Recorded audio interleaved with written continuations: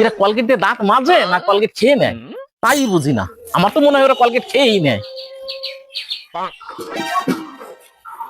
এই দুদিন হলো কলগেট এনেছি, দুদিনে শেষ করে দিল এরা। আজ থেকে আমার কলগেট পকেটে থাকবে।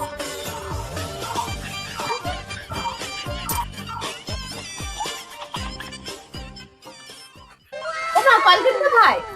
কলগেট দেখ তোর বাবার পকেটে আছে। বাবা, হ্যাঁ কলগেট পকেটে রেখেছো কেন? কলগেট দাও। দেখ আমি দিয়ে দি দে। তোরা দাঁত মাজছিস না কলগেট খেয়ে নিস? হ্যাঁ কতক্ষণ আছে আর?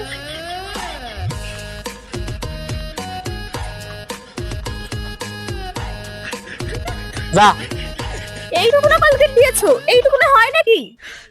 হয়েও বেশি, যা যা ক্লাস। কি কিপ্টের কিপ্টি রে বাবা। ধানের তুষ পুড়িয়ে ছাই বানিয়ে দিও, তাই দিয়ে দাঁত মাজবে। তাড়াতাড়ি রান্না করো, খিদে লেগেছে। আরে ভাতই তো রান্না করছি। কি রান্না করছো এত? তুমি এখান থেকে যাও তো, আমার সুস্থভাবে রান্না করতে দাও। দেখো তো বোতলটা কোথায় চলে গেল? তোমার কি খেয়ে দিয়ে কোনো কাজ নেই? আমার কাজটা আবার বাড়িয়ে দিয়ে গেলে। এই বিপাশা, এই খাবার খেতে বস। তুমি এসো। যাও বাদ দাও।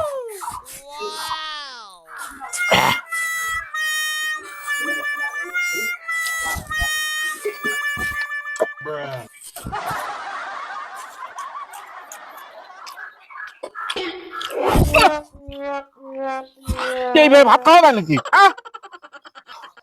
ভালো থাকে দাও।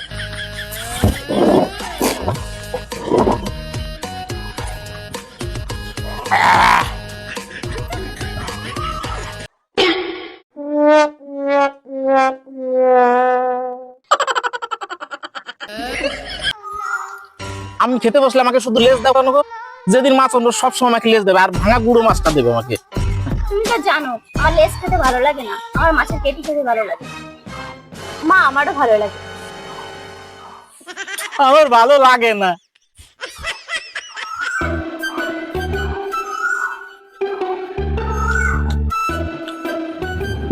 বাবা, তুমি কি কাজ করলে? তুমি জানো আমি লেজ খাই না, আমি পেটের মাছ খেতে বেশি ভালোবাসি। লেজটা তুমি খাবে না, মেয়ে খাবে না, তাহলে কি লেজটা ফেলে দেবো নাকি? কেন তুমি খাবে? আমি তো খাই না, তাহলে বলো লেজটা কে খাবে এবার? আমি খাবো না। আমি খাবো, আমি খাবো, আমি খাবো। খাও খাও।